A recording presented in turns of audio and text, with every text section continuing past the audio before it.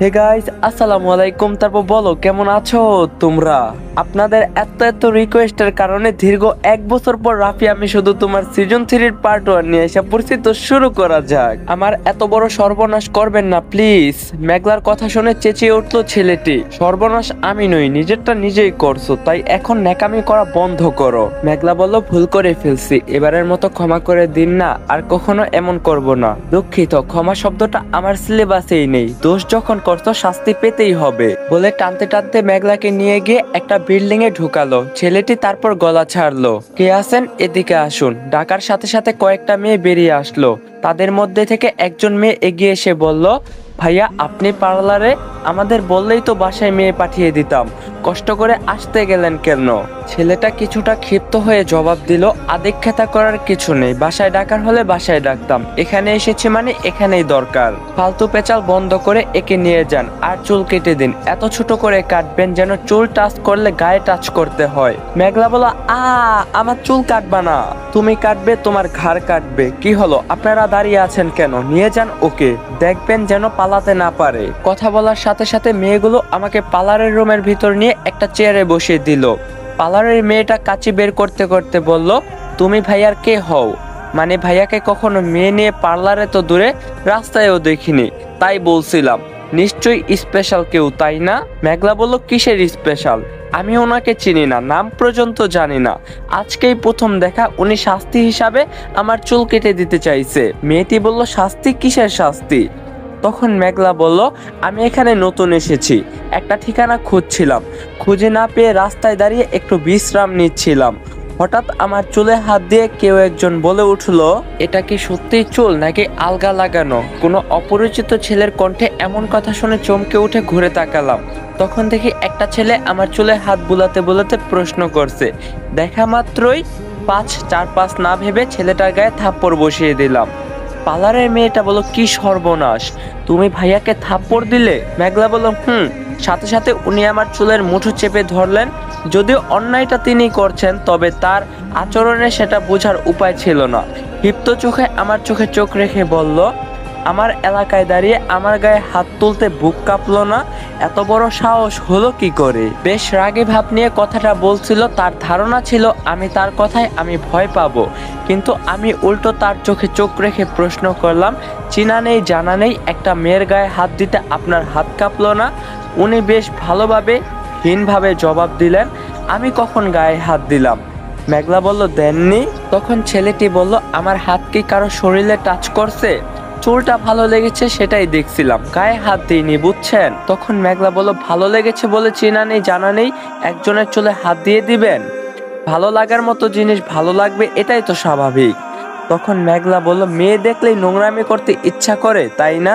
আবার গলাবাজি করা হচ্ছে, অসভ্য ছেলে। ছেলেটা প্রচন্ড রেগে গিয়ে আমার চুলে আরো জোরে টেনে ধরলো। তখন মেঘলা বলল, ব্যথা লাগছে, কি করছেন এসব? তখন ছেলেটি বলল, আমার গালে থাপ্পড় মারার আগে ব্যথার কথা মনে ছিল না? থাপ্পড় মারার পরও আমাকে অসভ্য বলছো কোন সাহসে?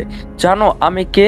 তখন মেঘলা বলল, আপনার মতো ছেলেকে জানতে হয় না, এমনিই বোঝা যায় কোনো বড়লোক বাবার উচ্ছন্ন যাওয়া অসভ্য ছেলে ছাড়া আর কি হবেন। কি আমি অসভ্য?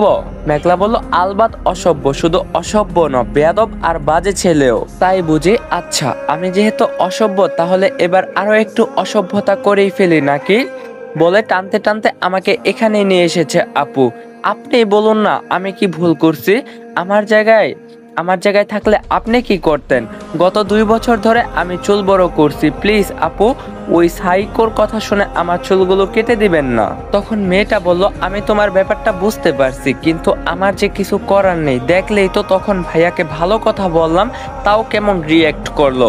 এখন যদি তার কথা না শুনি আমার পার্লারটাই বন্ধ করে দিবেন।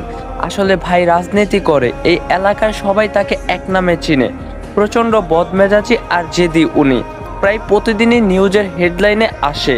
উনি একজন অদ্ভুত টাইপের ছেলে, নিজের যা ঠিক মনে হয় তাই করেন, অন্য কারো কথা ভাবেন না। এই এলাকার ছোট থেকে বড় সবাই ভাইয়ার আচরণ সম্পর্ক জানে। সামনাসামনি তার বিরোধিতা করার সাহস কারো নেই, কারণ ভাইয়ার অনেক সাঙ্গপাঙ্গ আছে।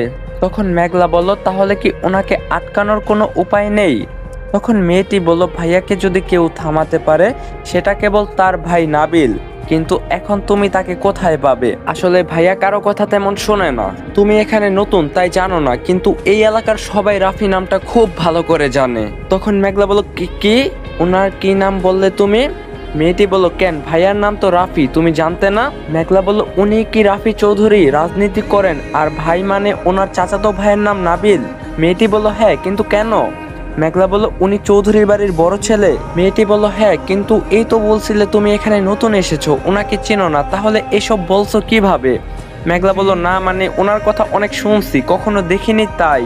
মেয়েটি বলল, ও আচ্ছা, তাহলে তো জানোই নিশ্চয়ই ভাইয়ার কথা নড়চড় হয় না, এখানে আমার কিছুই করার নেই। রাফি ভাইয়ার কথা না শোনা মানে নিজের পায়ে নিজে কুড়াল মারা। তাছাড়া এই প্রথম উনি কোনো মেয়ের উপর খেপেছেন। উনি যত যাই করুক কখনো মেয়েদের অসম্মান করে না, কিন্তু যেহেতু তোমার উপর খেপেছে তার মানে কারো কথা মানবে না। চুল কাটবেন বলছেন মানে কাটবেনই। মেঘলা বুঝলো আর কিছু করার নেই, তাই চুপচাপ বসে রইল। মেয়েটি নিমেষে মেঘলার কোমর সমান চুল কেটে ঘাড় সমান করে দিল।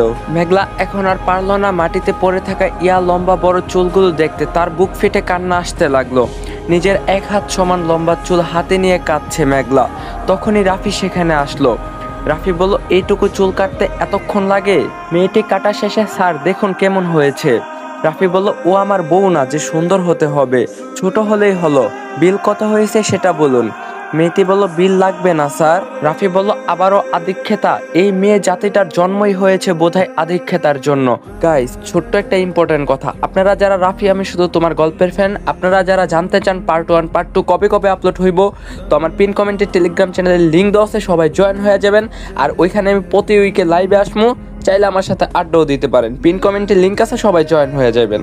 বলে একটা 1000 টাকার নোট টেবিলে রেখে বেরিয়ে গেল রাফি। যাওয়ার আগে রাফি মেঘলার দিকে একবারও তাকালো না, কিন্তু মেঘলা এক দৃষ্টিতে তাকিয়ে আছে রাফির দিকে। যতক্ষণ রাফিকে দেখা গেল ঠিক ততক্ষণই তাকিয়ে রইল সে। রাফির মেজাজ হঠাৎ করেই খারাপ হয়ে গিয়েছে, তাই চেম্বারে না গিয়ে সে বাসায় ফিরে গেল। দুপুরের খাবার খেতে সবাই টেবিলে বসছে, তখনই রাফি ফিরলো। দুপুরবেলা রাফিকে বাসায় দেখে সবাই ভূত দেখার মতো চমকে উঠলো, কারণ এই সময় রাফি সাধারণত বাসায় ফিরে না। যদিও সবাই মিলে একসাথে টেবিলে খাওয়া এ বাড়িতে নিয়মের মধ্যে পড়ে, কিন্তু রাফি সে নিয়মের বাইরে। কোনো এক অজানা কারণে সে তার মা বাবাকে সহ্য করতে পারে না, তাই তাদের বেশিরভাগ কথাই সে শোনে না। রাফিকে দেখে তার মা রুবিনা বেগম বললেন, রাফি বাবা, বাসায় এসেছিস যখন সবার সাথে খা প্লিজ। রাফি তাচ্ছিল্যর হাসি দিয়ে বলল।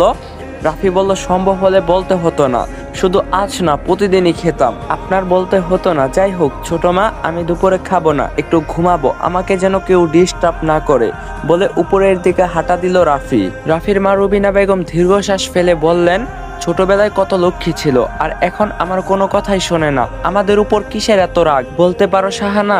ভালো করে আমার সাথে কথা পর্যন্ত বলে না, তোমার সাথে যতটা কথা বলে আমার সাথে সেটাও বলে না। শাহানা বেগম বললেন, রাফি নিজের মনের কথা তো কখনো কাউকে বলে না ভাবি, সব নিজের মধ্যেই পুষে রাখে, তাই ওকে বোঝা কঠিন হয়ে পড়ে। শাহানা বেগমের কথা শেষ হওয়ার আগেই নাবিল বলে উঠল। নাবিল বলল, বললেও যে তোমরা বুঝবে না সেটা রাফি জানে, তাই বলে না। কখনো ওর মনের কথা বোঝার চেষ্টা করছো? সবসময় বলো ও নষ্ট হয়ে গিয়েছে, কিন্তু কেন হয়েছে সে খোঁজ নাওনি কখনো তোমরা। রুবিনা বেগম বলল, মানে কি বলতে চাস? আমরা ওকে মদ খাওয়া শিখিয়েছি, দিনরাত বাইরে থাকতে বলছি?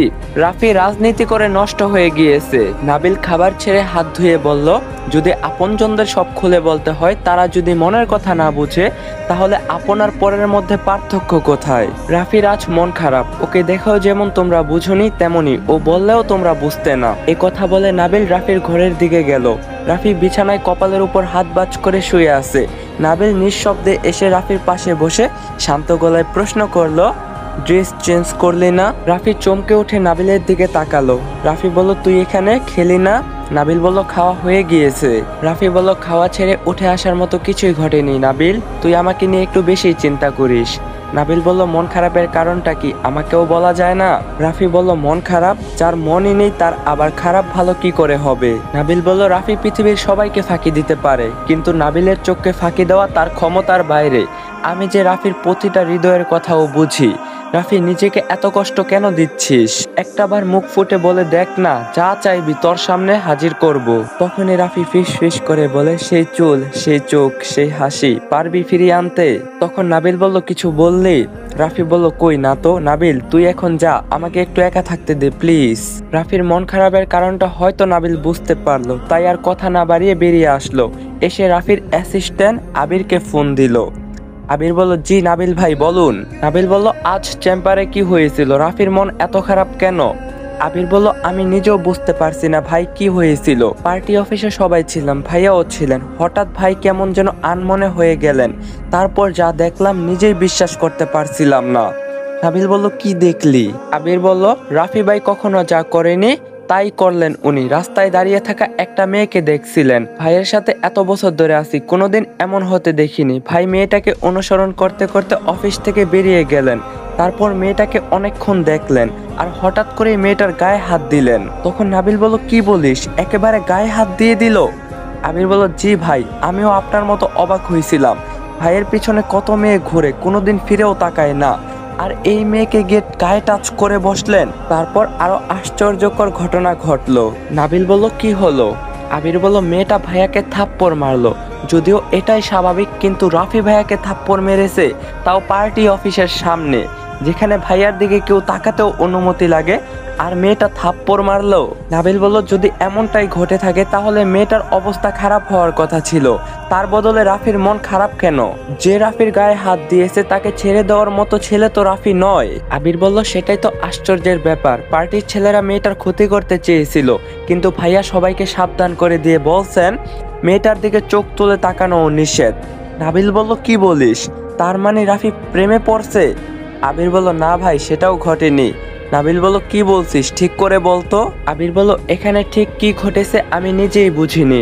আমি ভাইয়াকে প্রশ্ন করছিলাম মেয়েটাকে পছন্দ হয়েছে, কোথায় থাকে খোঁজ নিব। তখন রাফি কি বলল? আবির বলল, দরকার নেই। ওহ, আর একটা কথা, ভাইয়াকে থাপ্পড় দেওয়ার শাস্তি হিসাবে উনি মেয়েটার চুল কেটে দিয়েছেন। নাবিল বলল, বুঝতে পেরেছি, মেয়েটার খোঁজ নাও, কোথায় থাকে কি করে সব জানতে চাই। আবির বলল, কিন্তু। নাবিল বলল, কোনো কিন্তু নয়। রাফি কোনো মেয়ের দিকে তাকিয়েছে, মানে বিশাল ব্যাপার। মেয়েটাকে আমার চাই। আবির বলল, জি ভাই। নাবিল বলল, মেয়েটা নিশ্চয়ই মেঘলার মতো দেখতে ছিল, তাই রাফি এমন করলো। কিন্তু কেন? রাফি আর কত জীবনটা এলোমেলো করবি? কেন এভাবে নিজেকে কষ্ট দিচ্ছিস? যদি মেঘলাকে চাস একটা বার বলেই তো পারিস। ছোটবেলার কাহিনী নিয়ে এখনো পড়ে আছিস তুই। বিকাল গড়িয়ে সন্ধ্যা। রাফি ঘুম থেকে উঠে ফ্রেশ হয়ে নিচে নামলো। রাফি নিচে নেমে বাইকের চাবি খুঁজছে। তখন ছোট মা বলল, দুপুরে কিছু খাসনি, এখন খেয়ে নে। রাফি বলল, খাবো না, ক্ষুধা নেই, বলে হাঁটা দিল রাফি। পিছন থেকে রুবিনা বেগম বলল, রাফি এভাবে যাস না বাবা, একটু কিছু খেয়ে যা প্লিজ। মায়ের এমন আদর মাখা অনুরোধের বিপরীতে যেখানে রাফির খুশি হওয়ার কথা ছিল, তার বদলে ডেস্কের উপর থেকে বাইকের চাবিটা নিয়ে বেশ কড়া গলায় জবাব দিল রাফি, আমি বাইরে যাব বলছি মানে এখনই যাব, সেটা যেন আদিক্ষতা করতে কে বলছে। বলে রাফি বেরিয়ে গেল। রাত 12:10। তখন হেলতে দুলতে বাসায় ঢুকলো রাফি। বাসার সবাই তার জন্য অপেক্ষা করছে, কিন্তু তাকে দেখে সবাই হতাশ হলো, কারণ রাফি আজ প্রচুর ড্রিঙ্ক করছে, দেখেই বোঝা যাচ্ছে। রুবিনা বেগম বলল, রাফি তুই আবার ড্রিঙ্ক করছিস? রুবিনা বেগমের প্রশ্ন শুনে রাফি পেছন ঘুরে তাকিয়ে চরম বিরক্ত নিয়ে জবাব দিল, তার কৈফিয়ত কি আপনাকে দিব নাকি কোনোদিন দিয়েছিলাম? আগেও বলছি, এখনো বলছি, আমাকে আমার মতো থাকতে দিন, আমার উপর খবরদারি করতে আসবেন না। রাফির গলা শুনে রাফির বাবা আজাদ সাহেব নিচে নেমে আসলেন, সাথে তার চাচাতো ভাই নাবিল আর তার মাও এখানেই আছে। সবাইকে একসাথে দেখে রাফি রেগে গিয়ে চেঁচিয়ে উঠলো। রাফি বলল, সার্কাস হচ্ছে নাকি এখানে? আমি সার্কাস জোকার নই, আমাকে এভাবে দেখার কিছু নেই, যে যার ঘরে যাও। রাফির কথার জবাবে আজাদ সাহেব বলে উঠলেন। আজাদ সাহেব বলল, কি শুরু করছো তুমি?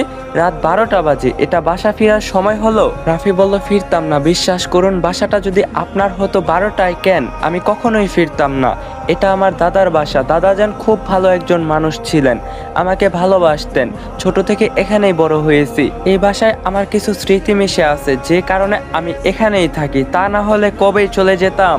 আজাদ সাহেব বলল, রাফি তুই কিন্তু সীমা পেরিয়ে যাচ্ছিস। রাফি বলে, আমার সাথে গলা উঁচু করে কেউ কথা বলে না, আপনিও বলবেন না। উচ্চস্বরের কথা আমার কানে লাগে, মাথায় রক্ত উঠে যায়। আজাদ সাহেব বলল, সিসি রাফি, আমি ভাবতে পারছি না তুই এতটা নিচে নেমে গিয়েছিস। এতদিন বাইরে গুন্ডামি করতি, এখন বাসায় শুরু করে দিয়েছিস।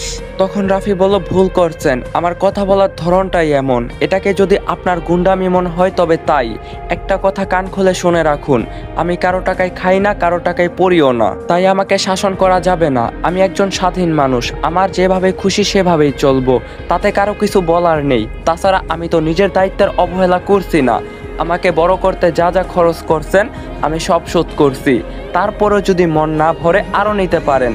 নিজের ছেলের কাছ থেকে যত ভরণ পোষণ চান নিতে পারেন, আমি দিতে রাজি আছি, কোনো আপত্তি নেই, কিন্তু আমার ব্যাপারে নাক গলাতে আসবেন না। গাইস, দীর্ঘ 1 বছর পর আমরা রাফি আমি শুধু তোমার সিজন 3 পার্ট 1 রিলিজ করলাম। তো কেমন লাগছে আপনারা আমাকে কমেন্টে জানাবেন।